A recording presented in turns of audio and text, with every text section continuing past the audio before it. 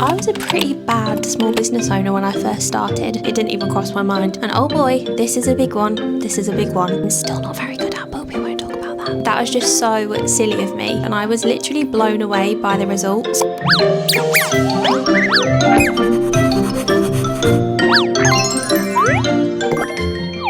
Guys, welcome back to a brand new video. I hope you're all doing really well. As you can see from the title of this video, we are not doing our usual studio vlog upload this week. This week, I'm going to be walking you through the biggest mistakes I made in my first few years of running my small business so that you guys don't make these too. If you are new here, my name is Millie and I design and sell cute and quirky stationery items, gifts and apparel on my own online shop. I have my own website and I also run an Etsy shop as well. And over here on this channel, I document my whole small business journey and I have done since January 2023. I do weekly studio vlogs, day in the life studio vlogs. So we primarily do studio vlogs over here on this channel, but I do throw in the odd video like this juicy one here to let you guys know about the biggest mistakes I've made in my first few years of my business journey. And hopefully those of you who are watching this who have already started your small business, maybe you're along the same-ish timeline as me, or maybe you are just thinking of starting your own small business. Hopefully this video and me talking through the mistakes I made will help you guys out. So let's get straight into it. So the first mistake that I made when I started my small business, and I did this for the first good couple of years, was I was trying to do everything myself, literally everything. And I do still work by myself. I don't have any employees. I am just a sole trader and it's just me who runs this business. But in terms of making products, I used to literally make every single product on my shop from scratch, and it just completely led to burnout and I just could not keep on top of it. But for the first 2 years, I was making all my greeting cards, as in obviously designing them. I would then print them on my printer. I would print 2 cards per A4 sheet because the cards are A6 size. So then I'd cut the sheet in half to make the 2 cards. Then I'd have to individually score every single card, fold them, put them with the envelope and pack them. And greeting cards have always been my bestseller on Etsy. And when I first started, I remember my first Christmas, or my second Christmas I think it was, the Christmas greeting card orders were coming in so thick and so fast. I was literally having to make hundreds of cards every day by hand, just me. I did actually get help from Lewis or my parents. My sisters came and helped as well. But for example, now I outsource my greeting cards and I've saved myself so much time and so much stress just by outsourcing some of my products. So don't feel like you have to do everything yourself and make every single product from scratch. Get help when you need it, whether it's to make the products or pack them, and don't feel bad about outsourcing some products like I do with my greeting cards. I also outsource my notepads too, because I just think time is so much more precious sometimes, and the amount of time that I've saved for me and my business by outsourcing my greeting cards is just massive, and there's no way I would now go back to making each one by hand. So the next mistake I made that kind of flows on nicely from that one is underpricing my products. I still kind of need to listen to myself a little bit as I'm filming this video. Listen to yourself, Millie. Do not underprice your products. I am an absolute sucker for this one. I always feel like I have to price my items as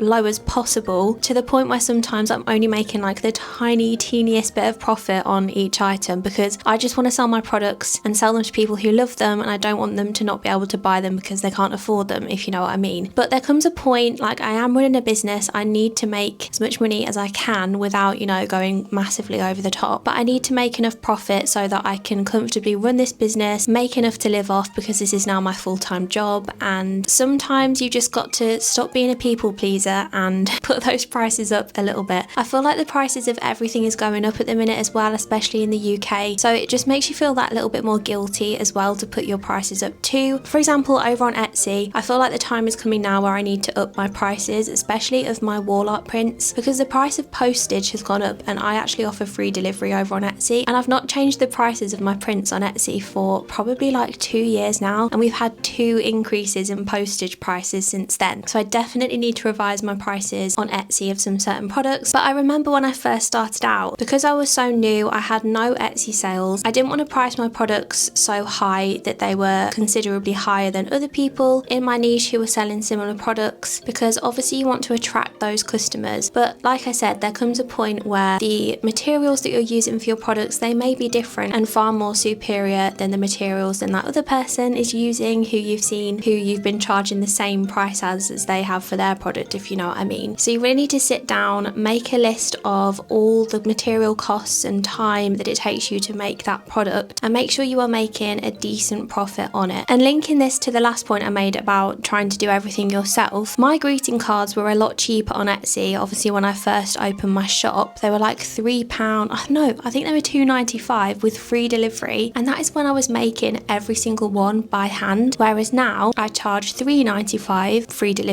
free delivery to the UK. But the cards aren't taking me anywhere near as much time as they used to, which seems just mad to me now that I was charging so little per greeting card when I was taking so long to make each one. And now I actually outsource them, which yes, it does cost me more to outsource them, but the time I spend packing greeting card orders is so minimal now compared to what it was, yet my price is like £1 more than it used to be. So the lesson learned from this is to do your market research, to understand what similar products are priced at, and don't be afraid to set prices that reflect the value that you provide or the quality of your product. You just aren't going to be able to sustain a successful business model if the prices of your products aren't reflecting the time and the money that you are putting into them whilst making a good profit as well. The next mistake that I made in my first few years of business, and oh boy, this is a big one, not building an email list from the very start. I seriously can't stress this enough to you guys. I completely underestimated the power of email marketing when I first started my business, and I didn't even start an email list until probably 3 years into my small business journey, so only like 2 years ago, which is just madness to me now when I think about that. That was just so silly of me. Let me tell you why email marketing was such a game changer for me and why it will be for you as well if you have not started your email list already. When I first started my business, I was all about social media. I thought that if I just kept posting on Instagram, Facebook, YouTube, that would be enough to build my audience and drive sales. And while social media is great for visibility and engagement, it's not reliable in the long run. Algorithms change all the time, and one day you could wake up to find that your posts are reaching only a fraction of your followers. And that is why building an email list is so important. With an email list, you have direct access to your audience. You can reach them directly in their email inbox, which they're more likely to check and see as opposed to scrolling on Instagram and probably scrolling past your post or your reel, and you don't have to worry about algorithm changes. Plus, email marketing is one of the highest converting marketing channels out there. People who subscribe to your email list are already interested in what you offer, what you design, what you sell, and ultimately they are more likely to buy from you than your followers on Instagram, Facebook, YouTube. And this is where OmniSend comes in, who are really kindly sponsoring today's studio vlog. You guys have heard me harp on about OmniSend so many times now. They are the email marketing platform that I use for my small business, and it's been an absolute game changer for me. I've tried various different other email marketing platforms, and this one is just so superior. OmniSend is an all-in-one email and SMS marketing platform designed specifically for e-commerce businesses like mine and yours. It makes it super easy to set up email campaigns, automate your marketing, and track your results too. With OmniSend, I was able to create sign-up forms for my website, set up automated welcome emails for new subscribers, and even send out personalized product recommendations based on customer behavior. I remember the first few times I sent out some campaigns using OmniSend, and I was literally blown away by the results. Not only did I see a spike in website traffic, but I also saw sales coming in directly from those email campaigns. And they weren't even always sales for products mentioned specifically in that email. For example, if I was sending one out to let them know about a product that was low in stock, some of the sales that came in weren't even for that product. But there's also a really great feature on OmniSend. In all your campaigns, you can drag and drop a product recommendation section to the bottom of your emails, and this recommends products to those customers based on their behavior too. And it's when I saw this spike in traffic and the sales coming in that I realized just how powerful email marketing can be for your business. And if I had started building my email list with OmniSend from the very start, I could have been seeing these results so much sooner, and my results now could be so much more. What I really love about OmniSend is that it's so user-friendly. Even if you're new to email marketing, the platform guides you through the process. You can set up automated workflows like welcome series, abandoned cart reminders, and even post-purchase follow-ups. It's like having a marketing team on autopilot. So if you are just starting out, or if you have been in business for a while and you haven't started an email list, this needs to be your reminder to start that email list literally today. It's never too late to begin, and it's just one of the best tools for marketing your small business. And if you're looking for an easy and effective tool to get started, I highly recommend checking out OmniSend. They've just made such a difference to how I drive traffic to my store and connect with my audience as well. So I will of course leave a link to OmniSend down in the description below so you can try it out for yourself. They even have a free plan to get you started as well, so you can sign up completely for free and try it out and start directing customers to your store. Thanks so much to OmniSend for sponsoring this week's video and for helping me improve my email marketing game. If you have any questions about OmniSend, drop them down in the comments and I will get back to you.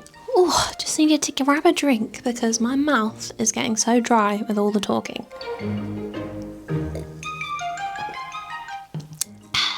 So the next mistake that I have written down on my list that I made in the first few years of business was not thoroughly testing out materials that I was using before I would put the products on the shelves. So again, going back to my greeting cards, when I first started selling these, obviously I was making them myself, but I remember I was really adamant that I wanted like a satin finish greeting card. And because I was so persistent with this and stubborn, I tried a few different greeting cards. One was like glossy, one was matte, one was satin, and I just loved the finish of the satin one, but the satin card wasn't as thick as the matte card and it wasn't as good quality print as the glossy card. But I still decided to go with the satin just because I loved the finish of it so much. But because I was so stubborn and adamant that I wanted this satin card, I hadn't actually thoroughly thought about the material that was on the other side of the card. So obviously one side was the satin finish, the other side was matte, but it kind of had a subtle sheen to it. It wasn't the same satin sheen that it had on the front, but it still had a slight like coating on it almost. And I just presumed that that would be fine to write on, you know, it's not glossy, so surely it'll be fine. And I remember it came to Christmas, I was writing one of my own greeting cards out to somebody and the pen I was using just would not dry on the card, and I thought, oh my goodness, I have not tested this out. I can't even write inside my own greeting cards. Whereas present Millie would like thoroughly test every single aspect of a new product that's coming out before putting it out on the shelves. Luckily, I don't know how, but I didn't get any reviews that said, oh, I think I did get one actually that said they struggled to write on it, but a biro was fine or something. So luckily that person had a biro in their house. But I just think back to things like that and I think, wow, that just shows like how much I've grown as a business owner. Although I feel like that was just silly of me to not test writing inside the card, but I just didn't even think of that. I was just so focused on the print quality on the front and the finish of the card that it didn't even cross my mind. Lesson learnt there is to just thoroughly test out all the materials and the components that you are using for the products that you are making and selling, and make sure everything works as it should be, and just make sure that you don't have any issues like not being able to write inside a greeting card. Bit of an issue there.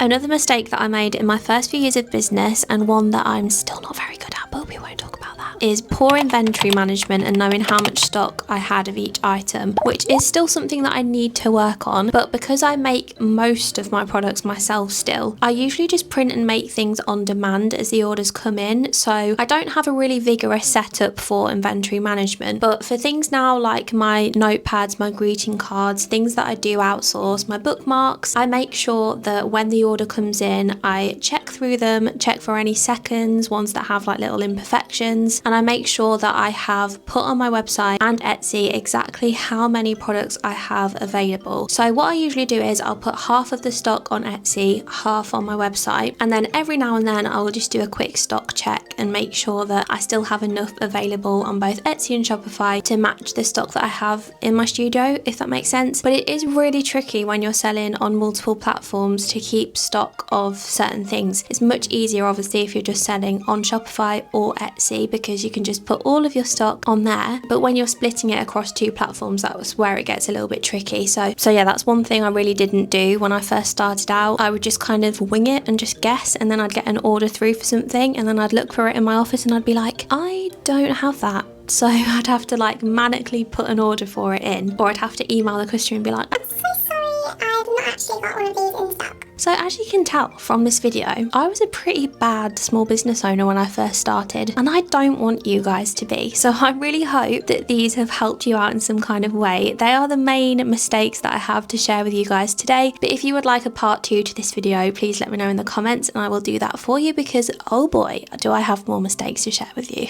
So yeah, I really hope you guys have found this video useful, helpful, entertaining. If you did, please give it a like so that I know you enjoyed it, and it will also help to push this video out to other people who are perhaps thinking of starting their small business, and they need to watch this video as well to make sure they don't make the same silly mistakes that I did. I upload videos every week to this channel, like I said, mostly studio vlogs, but there are the odd videos like this where I share tips, tricks, mistakes that I've made as a small business owner. So please make sure you subscribe so you don't miss any future ones. Thank you so much again to OmniSend for sponsoring today's video. Again, a link to sign up will be down in the description so you can start using OmniSend for free and getting those email subscribers in to market your small business and drive those sales. Thank you guys so much again for watching, and hopefully I will see you very soon in the next video. Bye guys!